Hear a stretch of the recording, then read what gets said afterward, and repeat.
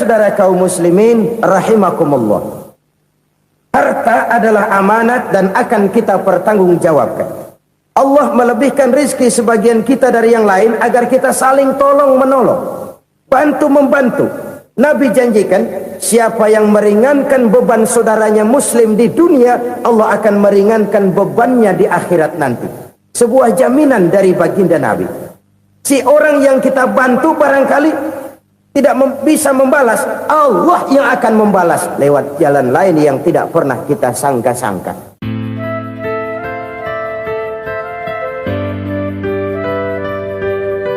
Selalu berusaha menyimpan sesuatu yang bisa membawa manfaat, baik untuk dirinya, untuk anak cucunya, maupun untuk keluarganya, untuk masa kini dan masa depannya. Kadang simpanan itu berbentuk uang, kadang berupa tanah, lain saat berbentuk pabrik, dan lain sebagainya. Sementara masa depan yang paling pasti adalah akhirat. Jika untuk masa depan dunia, kita rela memeras keringat, membanting tulang, pergi pagi dan pulang petang, menyimpan uang, menyimpan tanah, menyimpan pabrik, pernahkah kita merenung jika satu saat kiamat datang, kita dibangkitkan dari kubur masing-masing, berdiri di padang mahsyar untuk mempertanggungjawabkan seluruh kegiatan hidup kita di dunia ini, lalu kita akan menuju ke alam akhirat. Sudahkah kita mempunyai simpanan untuk akhirat kita? Pada pertemuan kali ini saya ingin menyampaikan sebuah hadis di mana Rasulullah sallallahu alaihi wasallam bersabda, arba'un min kanzil jannah. Simpanan sorga ada 4 macam. Yang pertama, ikhfa'us sadaqah, menyembunyikan sedekah. Saudara-saudara kaum muslimin, sebagaimana yang kita maklum bahwa Allah Subhanahu wa taala melebihkan sebagian rezeki dari kita terhadap yang lain. Ada yang kaya, ada yang setengah kaya, ada yang miskin, ada yang setengah miskin, dan selanjutnya. Ada yang gajinya kecil tapi penghasilannya gede. Ada yang penghasilannya gede tapi nggak punya gaji. Ada juga yang memang gajinya gede dan penghasilannya gede. Kelebihan rezeki merupakan sunnatullah dan tidak harus membuat kita merasa lebih dari yang lain. Bahkan sebaliknya, kelebihan itu harus membuat kita ringan tangan untuk menolong mereka yang memang memerlukan pertolongan. Kalau saudara diberikan ilmu, maka pertanyaan akhirat cuma satu: ilmumu kau amalkan untuk apa? Kalau saudara diberikan umur yang panjang, pengadilan akhirat juga bertanya satu: umurmu kau habiskan di mana? Tapi kalau saudara diberikan harta, pengadilan akhirat akan bertanya dua: hartamu kau dapat dari mana? Kau belanjakan kemana? Dari mananya ditanya, dan kemananya juga ditanya. Oleh karena kita akan dimintakan pertanggungan jawab, maka amanah yang bernama harta ini harus kita gunakan dengan sebaik-baiknya. Ada penggunaan yang merupakan kewajiban, itu zakat namanya. Ada penggunaan yang sewaktu-waktu, itu infak namanya. Ada yang lebih sewaktu-waktu lagi, dan itu sedekah namanya. Zakat dia terikat oleh haul dan nisab, oleh putaran batas waktu dan ukuran dari harta itu sendiri. Sedangkan infak terikat oleh situasi dan kondisi perekonomian seseorang. Sedangkan sedekah tidak terikat dengan apapun. Dalam kondisi seperti apapun kita bisa melakukan sedekah dengan yang terkecil sekalipun. Sampai-sampai Rasulullah sallallahu alaihi wasallam mengajarkan, la tahqiranna minal ma'rufi syai'an walau an talqa akhaka biwajhin talik. Atau ada hadis, tabassumuka fi wajhi akhika laka sedekah. Senyumanmu kepada temanmu adalah sedekah. Jadi untuk melakukan sedekah tidak harus dalam berbentuk uang. Dengan ilmu kita bisa sedekah, dengan tenaga kita bisa bersedekah, dengan pikiran kita bisa bersedekah, bahkan senyum kepada teman itu pun sedekah. Jadi kalau sedekah dengan uang memang belum punya uang, nyengir aja banyakin. Itu asal pada tempatnya, jangan lalu ketemu tiang listrik cengengesan. Tentu tidak pada tempatnya dan tidak wajar. Nah, sedekah yang paling dicintai Allah adalah sedekah yang disembunyikan. Artinya jauh dari sifat riya. Kan kadang-kadang ada orang sedekah itu disebutkan namanya, apa tidak bagus? Kalau memang niatnya ikhlas, ya bagus-bagus saja. Untuk memberikan sugesti kepada yang lain. Si Fulan bin Fulan nyumbang sekian, diumumkan. Boleh kalau niatnya untuk memberikan rangsangan kepada yang lain supaya dia menyumbang lebih besar dari orang tadi. Tapi kalau itu mendatangkan riya, maka sedekah yang paling dicintai Allah adalah sedekah yang disembunyikan. Tangan kiri saja tidak tahu apa yang diberikan oleh tangan kanan.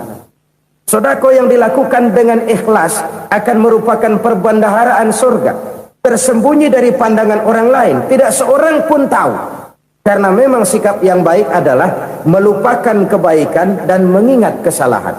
Itu salah satu ciri orang bahagia. Orang yang selalu mengingat kesalahannya dan berusaha melupakan segala kebaikannya. Kalau dia akan berada kebaikan, dia tidak bisa ikut, dia merasa rugi karena dia merasa belum pernah berbuat baik.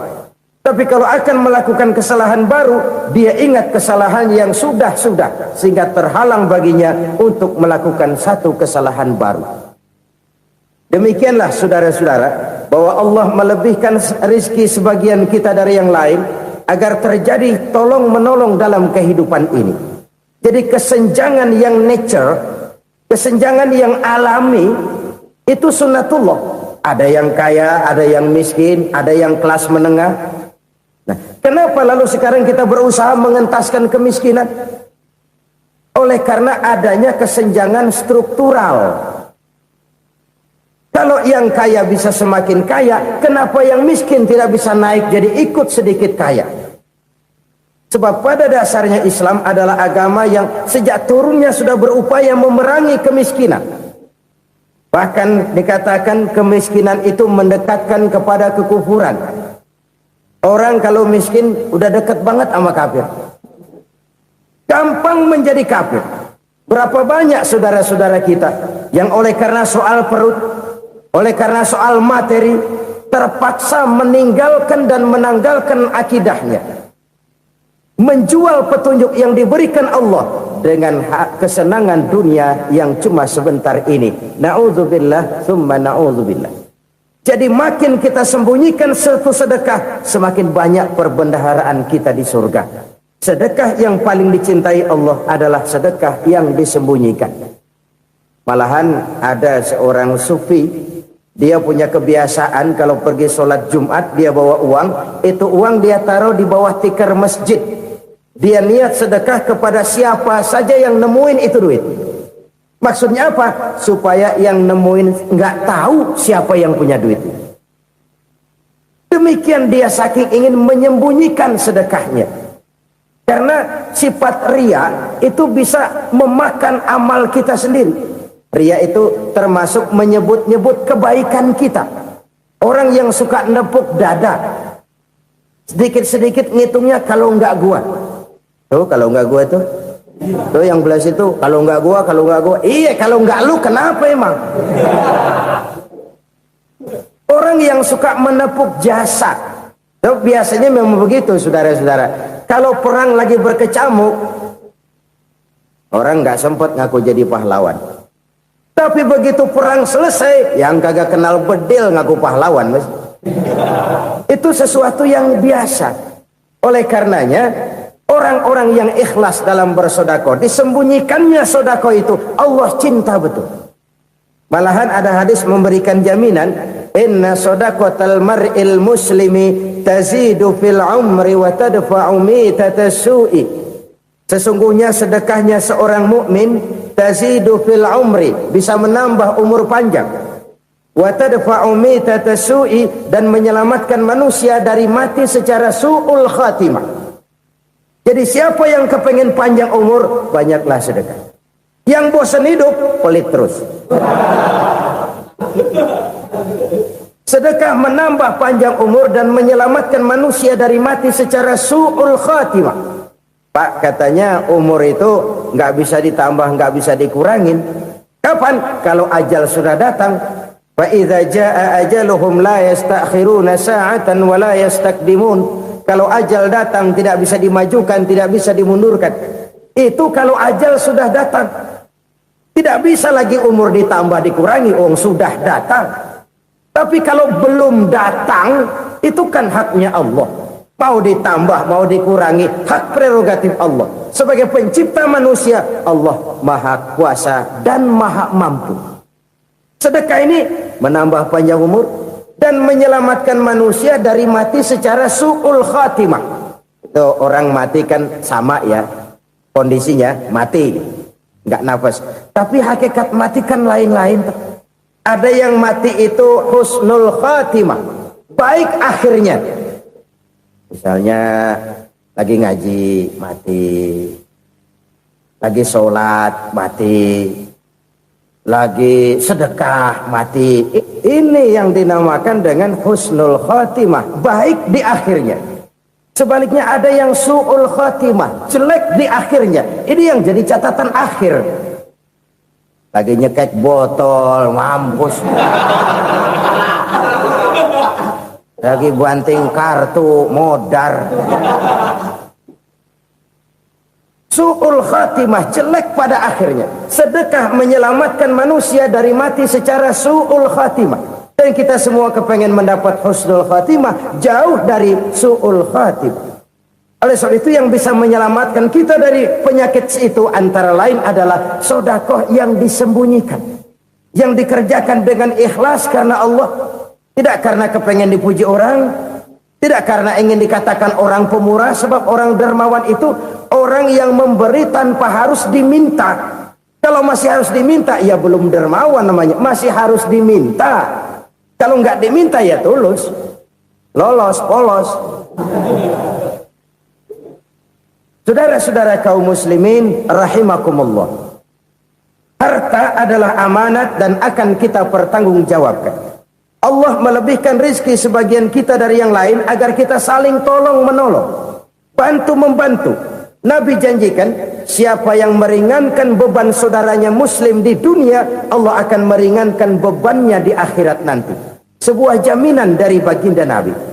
Si orang yang kita bantu barangkali tidak bisa membalas, Allah yang akan membalas lewat jalan lain yang tidak pernah kita sangka-sangka.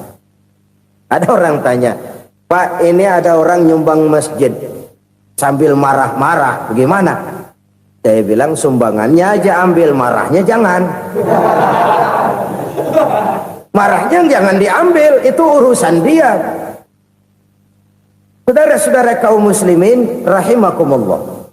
Umat Islam ini kan umat yang punya potensi besar. Kadang kita merenung, kenapa kadang-kadang pembangunan masjid kok lambat sekali? Kalau hotel hari ini peletakan pertama, bulan depan peresmian. Supermarket hari ini peletakan batu pertama, minggu depan peresmian. Tapi kalau sudah yang namanya masjid, kadang-kadang peletakan batu pertama sekaligus jadi batu terakhir. 3 tahun, 4 tahun, campur nebar jalak di jalanan, duit dijaring kayak ikan sepat.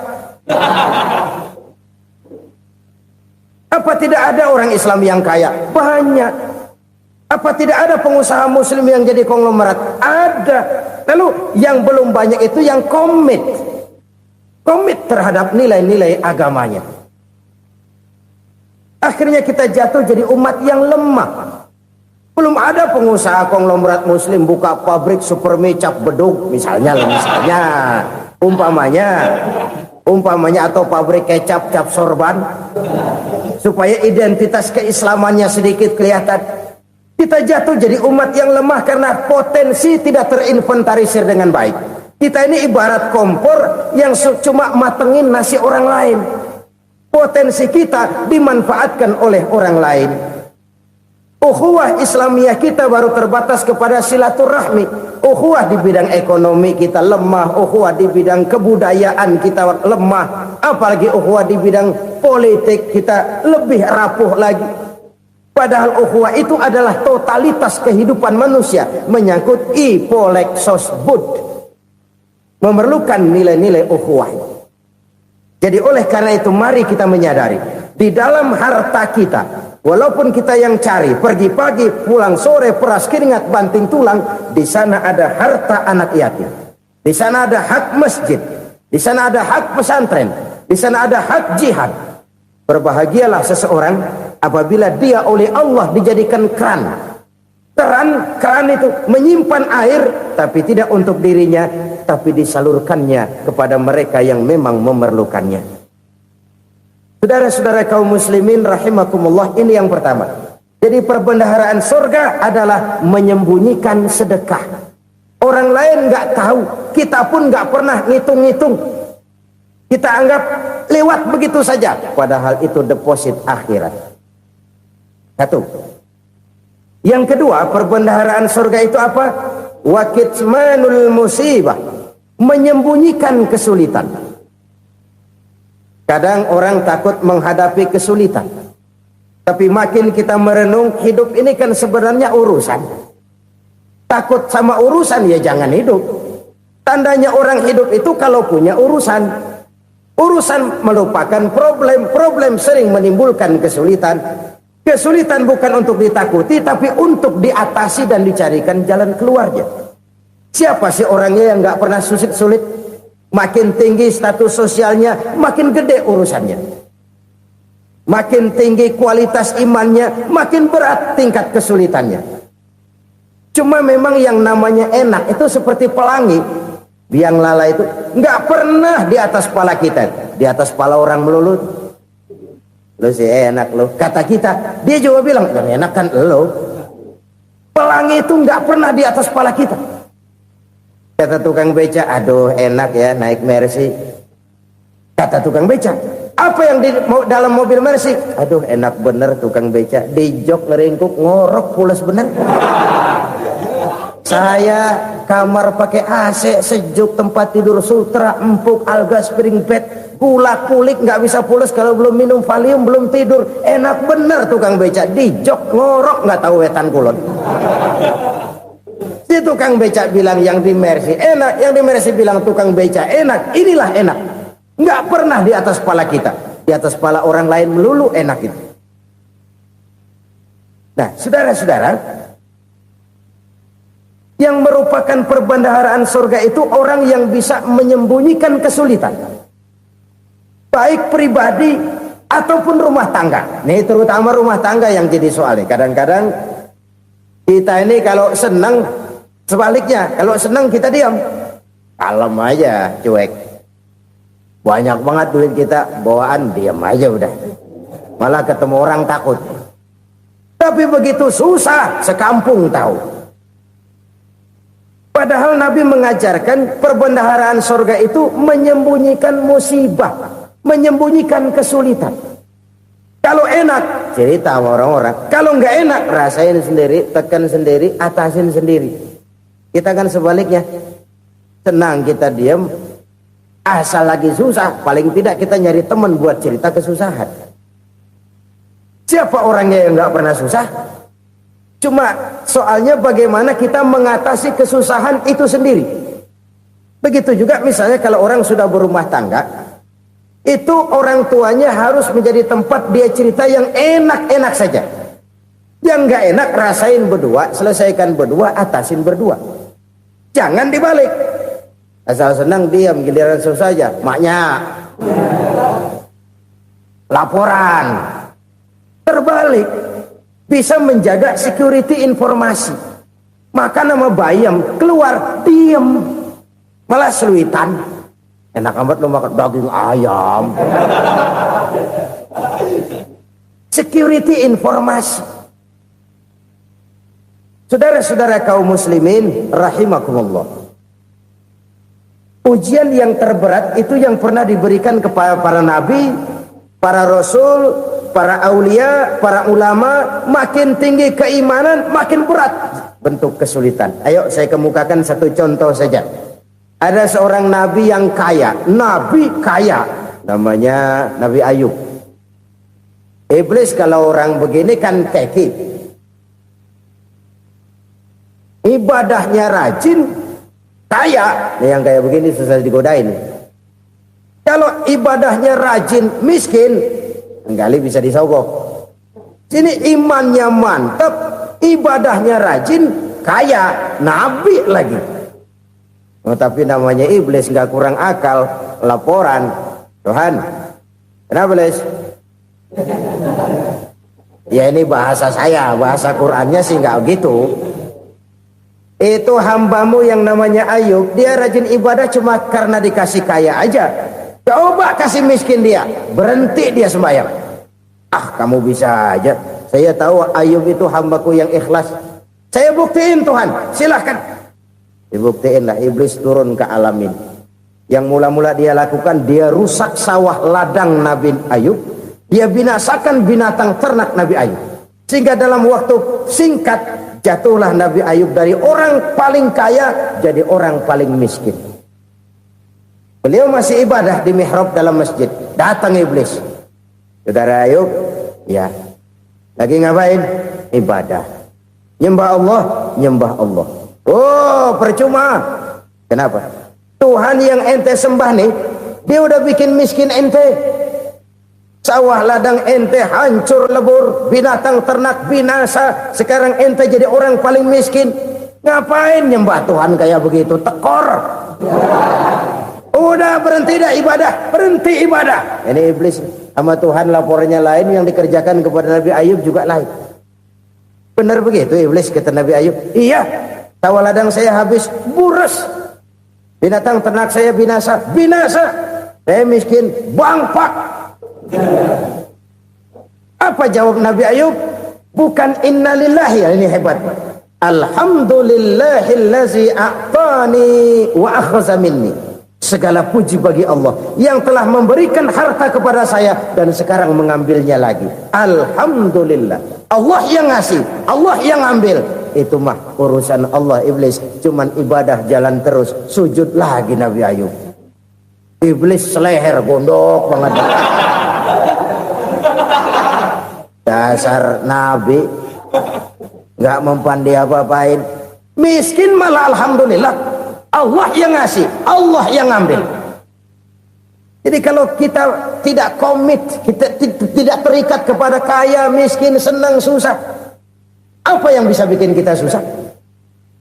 Jadikan kekayaan, kemiskinan, jadikan senang, susah sebagai anak buah yang bisa kita atur. Jangan kekayaan ngatur kita, jangan kemiskinan ngatur kita. Kita yang harus mengatur mereka. Senang, susah, kaya, miskin, bahagia, sengsara, jadikan itu anak buah yang bisa kita atur. Kalau sekarang kita kaya, lain saat boleh jadi kita miskin, semiskin-miskinnya. Allah yang ngasih, Allah yang ngambil. Tenaga mana yang bisa menghalangi? Ibadah jalan terus. Iblis makin gondok. Dasar Nabi loh. Akhirnya apa? Nabi Ayub dikerjain, diberikan penyakit. Demikian fatal penyakitnya. Bayangin, udah miskin sakit. Masya Allah. Miskin sakit. Sakitnya nggak lama, kira-kira 16 tahun. Istrinya 3, 2 mental minta ceraiin. Ngerawatin laki bengek begini. Senang belum tentu, susah udah pasti nih. Cerai aja, cerai dah. Cerai. Tinggal satu Siti Rahmah yang setia menemani beliau. Sesetia-setianya hati perempuan. Satu saat Siti Rahmah bilang, "Bang, iya, abang kan Nabi bang. Lalu namanya Nabi kan doanya jarang meleset bang. Maksud kamu minta kenapa sih sama Tuhan biar abang sembuh baik dah bang?" Siti Rahmah, iya. Saya sakit berapa tahun sih dah? 16 tahun bang. Sebelum ini saya sehat berapa tahun? Ya kira-kira 60 tahun bang. Nah coba ente banding-bandingin Rahmah. Saya dikasih sehat 60 tahun. dikasih sakit 16 tahun, sudah nggak sabar mau doa kepada Allah minta sembuh. Saya malu kepada Allah. Diuji dengan yang luar biasa seperti ini, tidak mengganggu stabilitas kehambaannya. Dia tetap menghamba kepada Allah Subhanahu wa ta'ala. Saudara-saudara kaum muslimin rahimakumullah, kunci menghadapi kesulitan itu apa? Allah jelaskan dalam satu ayat, wa basyiris sabirin alladzina iza asabathum musibah qalu inna lillahi wa inna ilaihi raji'un. Gembirakan orang-orang yang sabar. Siapa mereka itu? Yang apabila mendapat musibah mereka kembali kepada keyakinan dasar, segalanya dari Allah dan segalanya akan kembali kepada Allah. Ini konsepsi dasar dari sikap muslim dalam menghadapi berbagai kesulitan. Segalanya dari Allah, segalanya akan kembali kepada Allah. Kalau ini sudah kondisi dasarnya, maka kita akan lapang menghadapi kenyataan bagaimanapun pahitnya. Apakah itu namanya miskin, apakah itu namanya sakit, bahkan maut sekalipun. Segalanya dari Allah, segalanya akan kembali kepada Allah. Ini sikap hidup, bukan sekedar ucapan. Kita kadang-kadang menjadikannya sebagai ucapan. Mulutnya sehingga berhenti, innalillahi wa inna ilaihi raji'un, tapi nangisnya terus gerung-gerungan. Bukan itu, ini kesadaran moral. Kalau segalanya dari Allah, segalanya kembali kepada Allah, kan sebenarnya cuma nunggu giliran. Hari ini saya nyembayangin dia, entah hari apa saya disembayangin orang. Hari ini saya antar dia ke kubur, entah hari apa orang nganterin saya ke kubur. Hari ini saya tahlilkan dia, entah nanti kapan orang tahlilkan saya. Segalanya dari Allah, segalanya akan kembali juga kepada Allah. Oleh sebab itu saudara-saudara, kesulitan bukan untuk ditakuti.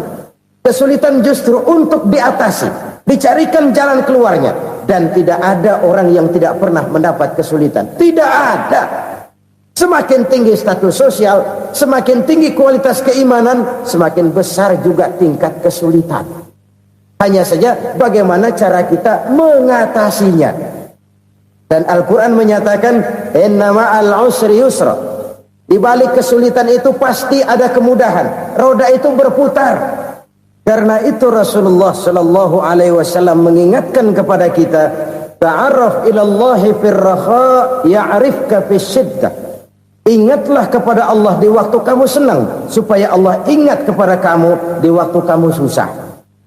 Kalau waktu senang kita ingat kepada Allah, kita susah, Allah tidak akan meninggalkan kita.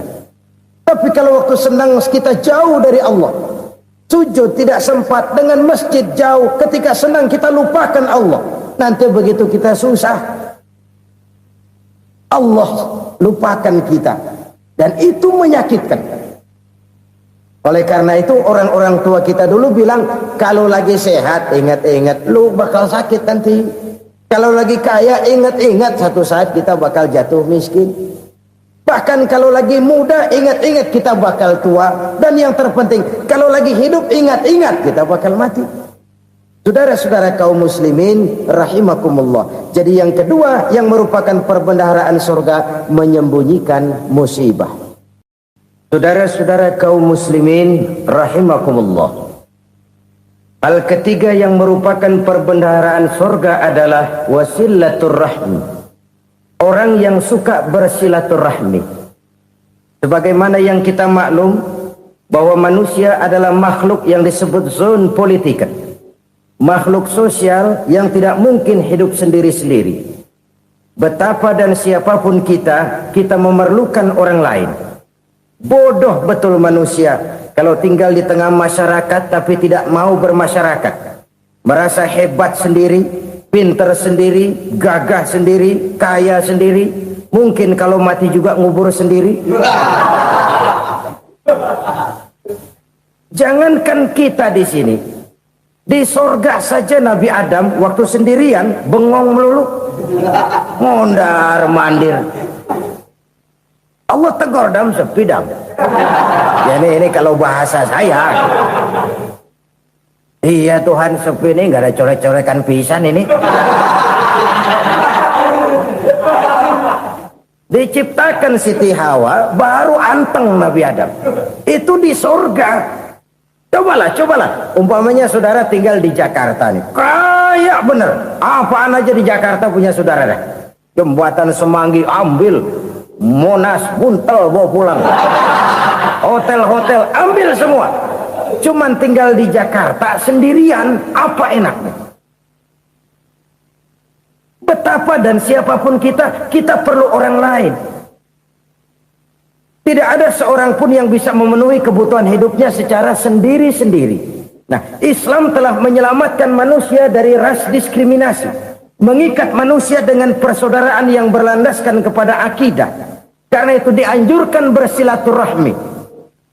Bahkan Nabi menyatakan, Man arada ayyubsata lahu fi rizkihi wa yunsa'a fi atharihi falyasil rahimah. Siapa yang kepengen diluaskan rezekinya dan dipanjangkan usianya, banyaklah ia bersilaturahmi. Siapa yang kepengen dimudahkan rezekinya, hendaknya ia banyak bersilaturahmi. Kalau banyak teman, kesulitan kan paling tidak ada tempat cerita. Udah susah, sendirian kita pikirin diri, nggak ada tempat tukar pikiran. Cepet banget sama bengek. Dilawan sendiri. Nah, secara makro kita bisa berkata, tidak mungkin ada kemenangan kalau tidak ada kekuatan. Tidak ada kekuatan kalau tidak ada kesatuan dan persatuan. Tidak mungkin ada kesatuan dan persatuan tanpa semangat silaturahmi. Kalau umat Islam mau menang, dia harus kuat. Kalau umat Islam mau kuat, dia harus bersatu. Kalau umat Islam mau bersatu, dia harus membudayakan silaturahmi ini. Bahkan sampai-sampai kata Nabi, kalau bisa cari nilai tambah. Apa? Silman qata'ak. Bersilaturahmilah kau kepada orang yang marah denganmu. Masya Allah, indahnya ajaran agama kita. Orang yang marah pun kepada kita, kata Nabi, kalau bisa bersilaturahmilah kepadanya, kepada orang yang marah itu. Di situ nilai tambah. Cuman jujur nih hadis, ngucapinnya gampang, ngamalinnya yang berat banget. Orang marah sama kita disuruh silaturahmi, ada apa malu? Lu marah, ada gue marahan lagi. Tunggu pikirin. Saudara-saudara kaum muslimin rahimakumullah. Tapi ini yang diajarkan, bahkan ini yang dicontohkan oleh baginda Rasul. Bagaimana begitu mudah, misalnya satu saat Abu Jahal ini ngatur strategi bagaimana bikin Muhammad celaka. Dia gali lubang di depan tempat tidurnya. Dia tutupin daun korma. Terus dia panggil seseorang, ke sini. Kasih tahu Muhammad, pamannya sakit keras, minta ditengokin. Berangkat orang ini ke sana. Muhammad, labbaik. Pamanmu sakit keras, dia minta ditengokin. Baik, saya akan datang menjenguk beliau. Berangkatlah Nabi ke rumah Abu Jahal tanpa prasangka apapun. Abu Jahal udah pasang setil, selimut 3 rangkap setengah dipakai, persis kayak orang meriang. Tapi sembari ngintip dari balik selimut, begitu Muhammad buka pintu, nah masuk perangkap nih. Muhammad jalan menuju tempat pembaringan. Makin lama makin dekat, makin lama makin dekat, makin dekat ke lubang yang dipasang oleh Abu Jahal itu. Dalam hati Abu Jahal, terus dah jatuh, mampus dah lo ini. Mampus lo hari ini. Apa yang terjadi? Malaikat Jibril datang. Muhammad, pamanmu cuma pura-pura sakit. Di depan tempat tidurnya ada lubang perangkap supaya kamu jatuh ke situ. Sudah, kamu pulang. Balik kanan Nabi. Sudah hampir jatuh ke lubang, balik kanan, pulang. Bayangin kecewanya Abu Jahal. Muhammad dikit lagi. Enggak paman, saya pulang aja. Emosi bangun dari tempat tidur, enggak sadar kalau lagi pura-pura sakit. Lompat ngejar Nabi, dia lupa dengan lubang yang dia gali. Pusrak, nyemplung sendiri ke dalam lubang.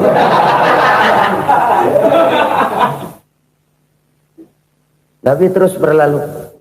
Ini terjadi keanehan. Jatuh ke lubang yang dia gali itu sebenarnya nggak terlalu dalam ya, antara 3-4 meteran lah. Tolong saya jatuh ke lubang ini.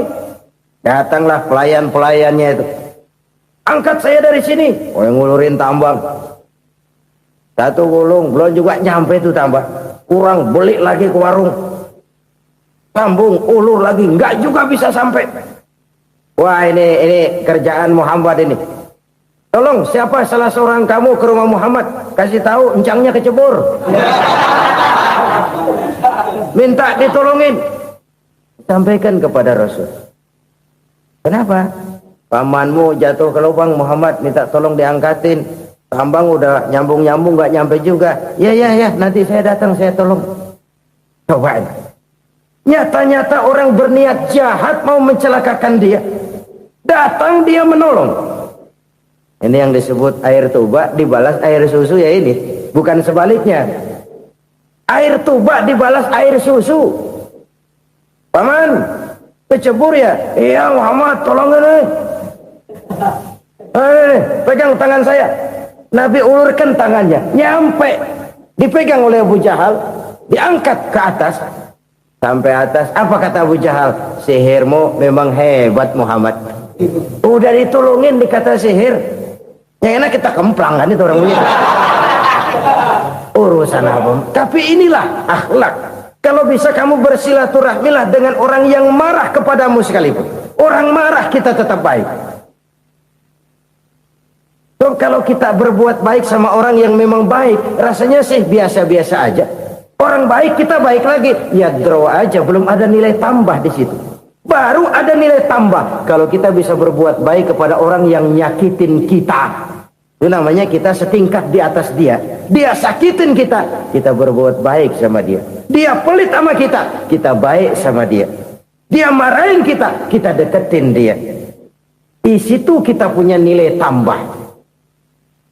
Jadi siapa yang ingin diluaskan rezekinya kata Nabi dan dipanjangkan umurnya, hendaklah ia banyak-banyak bersilaturahmi. Sederhana sebenarnya silaturahmi, tapi silaturahmi membangkitkan semangat kesatuan dan persatuan. Kesatuan dan persatuan melahirkan kekuatan. Dalam matematika 1 ditambah 1 pasti 2. Tapi di tengah masyarakat 1 orang takut ditambah 1 orang takut, hasilnya jadi 2 orang setengah berani. Kenapa setengah berani? Karena udah berdua. Tadi pan takut sendirian. Kalau dia kumpul turu-turu takut lah jadi berani. Kita yang lemah, kita yang tidak berdaya, kita yang miskin, kalau mau kompak bersatu, apa yang nggak bisa kita kerjain? Apalagi tinggal di kota besar, pilihan cuma 2. Bertahan atau minggir. Bertahan atau minggir. Untuk bisa bertahan harus mampu bersaing. Untuk mampu bersaing harus punya keahlian. Keahlian harus ditunjang dengan pendidikan, ditambah oleh kekompakan sebagai umat. Udah miskin mencar mulu, orang injak kita. Orang nggak pandang urusan apa yang malu. Oleh karena itu silaturahmi pada hakikatnya merupakan ruh dari ukhuwah yang diajarkan oleh agama kita. Bagaimana Islam menyelamatkan masyarakat manusia dari ras diskriminasi, mengikat manusia, dan tidak ada persaudaraan yang lebih indah selain persaudaraan yang diikat dengan nilai-nilai akidah. Sepanjang orang di jalan Allah, itulah saudara kita. Keluar dia dari jalan Allah, selesailah persaudaraan sampai di situ. Karena itu, kalau ingin menyimpan sesuatu di surga, banyaklah bersilaturahmi. Datang ke rumah ini, datang ke rumah itu, dan lain sebagainya. Itu simpanan kita di akhirat nanti. Ini yang ketiga. Saudara-saudara, yang keempat, perbendaharaan surga itu apa? Wa qawlu la hawla wa la quwwata illa billah. Ucapan la hawla wa la quwwata illa billah. Ibadah kan ada yang berat, modalnya besar. Bangun masjid berat, modalnya besar. Bangun rumah sakit berat, modalnya besar. Ada ibadah yang berat tapi modalnya ringan. Misalnya puasa. Puasa itu berat, mengendalikan nafsu. Kalau sekedar nggak makan nggak minum sih enteng, mengendalikan nafsu. Itu jihad terbesar, tapi kan modalnya ringan, cuma niat saja. Ini ibadah berat, modalnya ringan. Ada ibadah yang ringan, modalnya juga enteng. Seperti termasuk ucapan la haula wa la quwwata illa billah. tanpa sadar. La haula wala quwata illa billah. Nyelengin tuh di surga. Nyelengin, kita nggak terasa. Nyelengin simpenan akhirat. La haula wala quwata illa billah. Nyimpan lagi. Kaget. La haula wala quwata illa billah. Nyimpan lagi. Banyak simpenan. Walaupun sebenarnya yang dimaksud di sini adalah kesadaran batin bahwa tidak ada daya dan kekuatan kecuali Allah. Itu intinya. Kita memulai pekerjaan disunahkan baca bismillah, kan begitu? Apa itu? Kesadaran moral bahwa ini saya bisa kerjakan. Saya kerjakan ini dengan menyebut nama Allah. Kenapa? Kalau Allah tidak memberikan daya dan kekuatan, mana mampu saya kerjakan ini. Maka saya kerjakan ini dengan menyebut nama Allah. Bismillah. Kesadaran moral. Manusia hanya wajib berusaha, tapi nggak pernah wajib berhasil. Banyak hal-hal yang kalau kita renungkan secara rasio nggak mungkin, tapi jadi kenyataan. La haula wala quwata illa billah. Tidak ada daya dan kekuatan kecuali bagi Allah semata-mata. Kesadaran moral akan kelemahan dan keterbatasan makhluk bernama manusia. Kadang kita kagum dengan otak, tapi kita sering lupa sama yang bikin otak. Padahal bagaimanapun hebatnya otak, yang bikin otak pasti lebih hebat dari otak.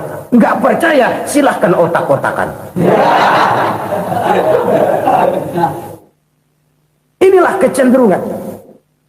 Kita kagum dengan pesawat-pesawat mutakhir, bukan main, besi gede banget terbang itu. Alangkah hebatnya. Lalu apa yang bikin otak tidak lebih hebat dari itu semua?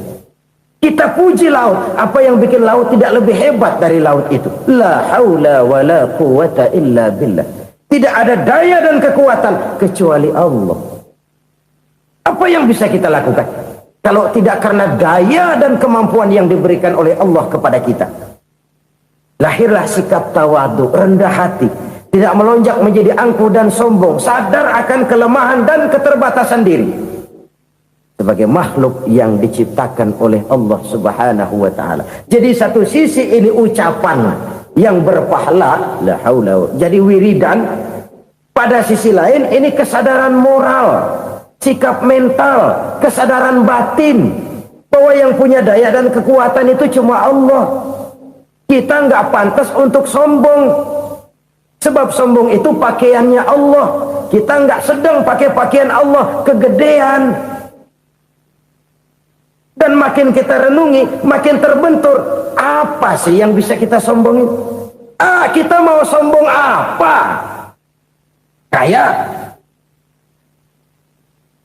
pintar, itu kan semua relatif. Di atas langit masih ada langit lagi. Jadi oleh karenanya, marilah kita menyadari, manusia hanya wajib berusaha, tapi tidak pernah wajib berhasil. Yang berusaha saja tidak wajib berhasil, apalagi yang tidak berusaha. Islam bukan agama orang pemalas yang selesai sholat lalu endelohom, nggelenggem ayem-ayem. Tapi Islam bukan agama orang sombong yang setelah berusaha lalu tidak memerlukan Allah. Kita bisa saja bikin proyeksi, tahun sekian kita bakal panen besar menurut perhitungan otak. Tapi ada kejadian lain. Apa? Tikus ngambek. Habis itu dimakanin tikus, panen gagal. Proyeksi rasional gagal oleh tikus-tikus yang ngambek itu. Bisa saja terjadi. Tahun depan kita panen besar, urung. Kenapa? Musim panas panjang. Dan sekarang ini koran-koran bikin berita musim mengalami penyelewengan. Bukan cuma manusia yang nyeleweng sekarang. Musim pakai nyeleweng. Mestinya kan musim hujan udah selesai, masih hujan-hujan juga. Musim.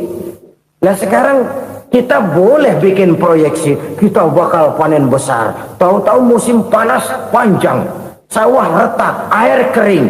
Cari teknokrat yang paling botak, suruh pendekin tuh musim panas. La haula wala quwata illa billah. Inilah kesadaran moral. Saudara, saya teringat satu saat ada seorang konglomerat. Umurnya ya kira-kira 70-an. Satu saat dia ditanya oleh wartawan, "Pak, umur Bapak berapa sih?" "Ya paling 10 tahun." 10 tahun. 10 tahun. Anak bapak berapa orang? Satu saja. Satu. Harta bapak berapa? Ya paling-paling bangsa 7 juta kali. 7 juta? Iya. Pak, kenapa bapak bohongi saya? Bapak punya buku biografi.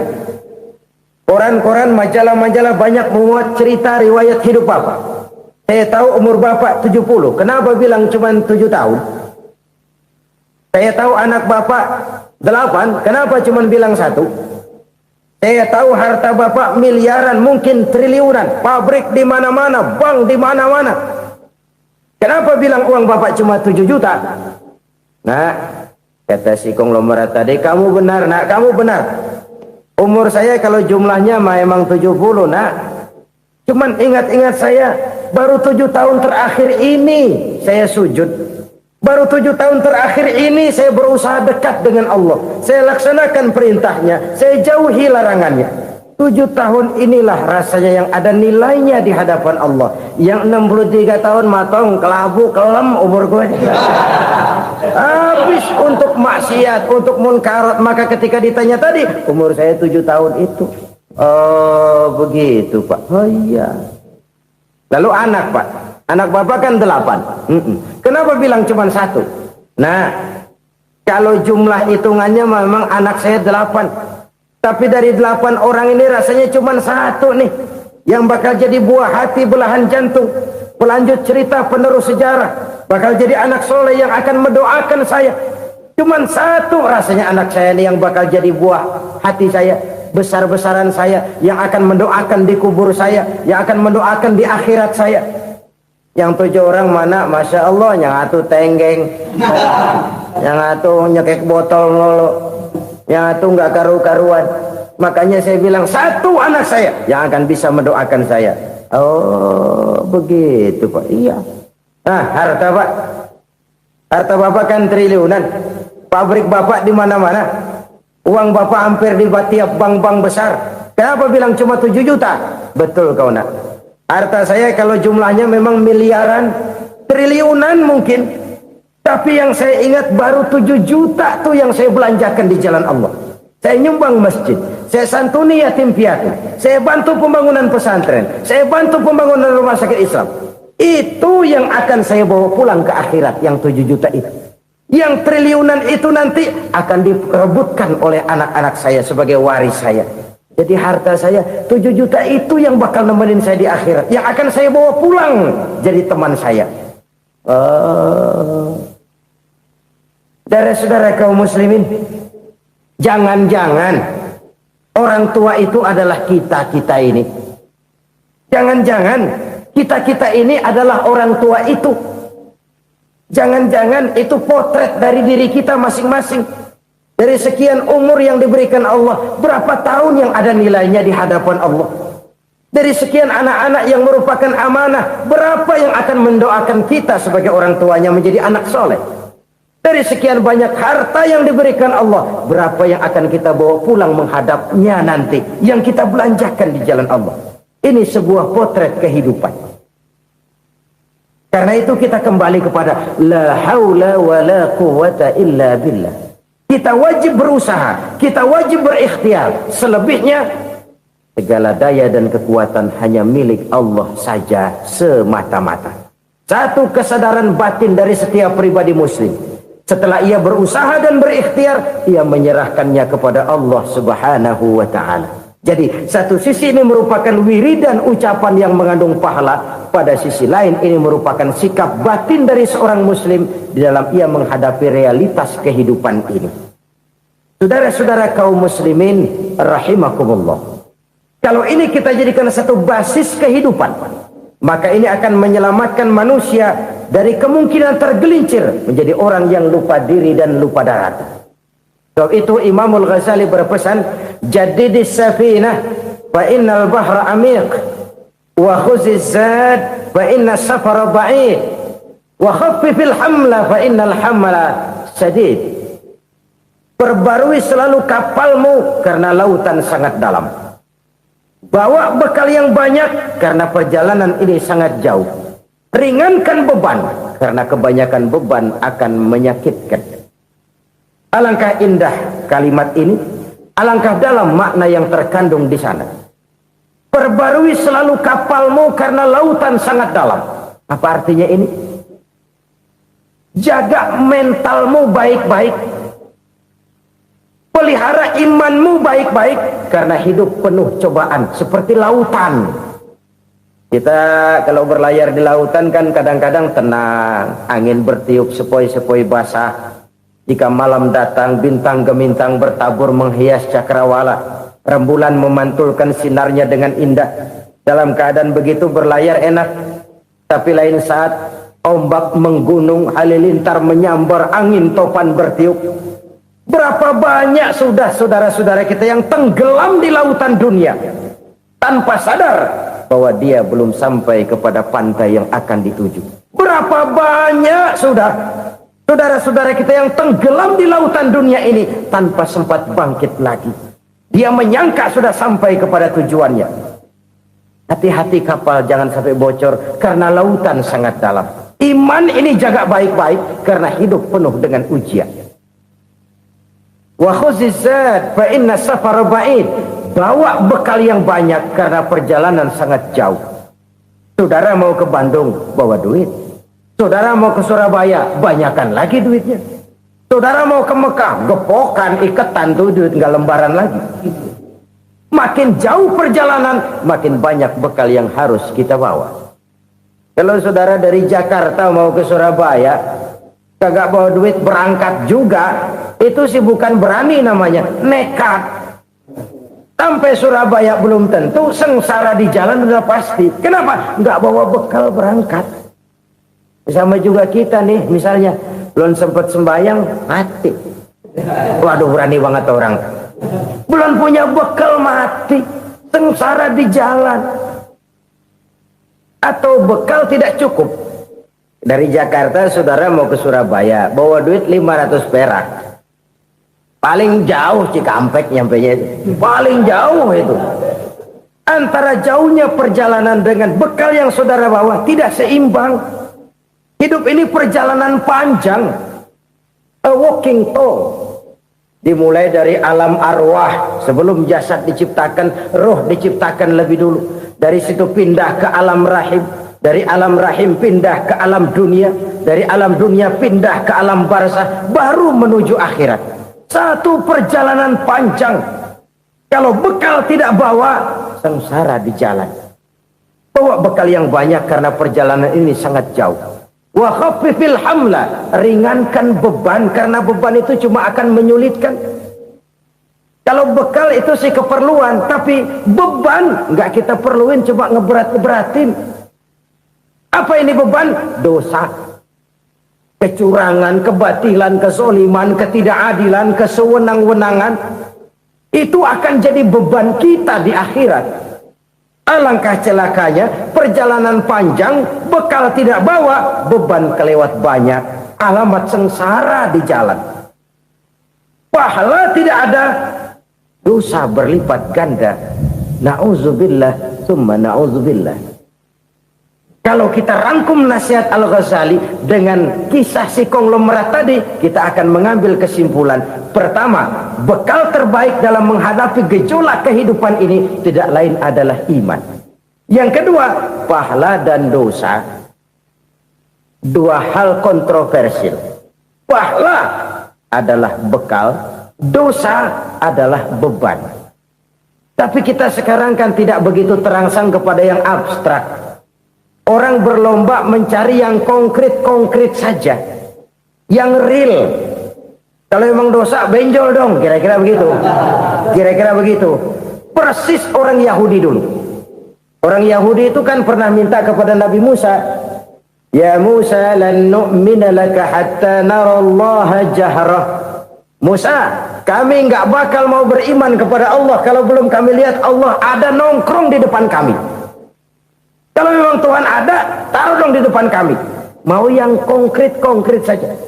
Kalau memang dosa, benjol dong. Kalau memang pahala, berasa dong.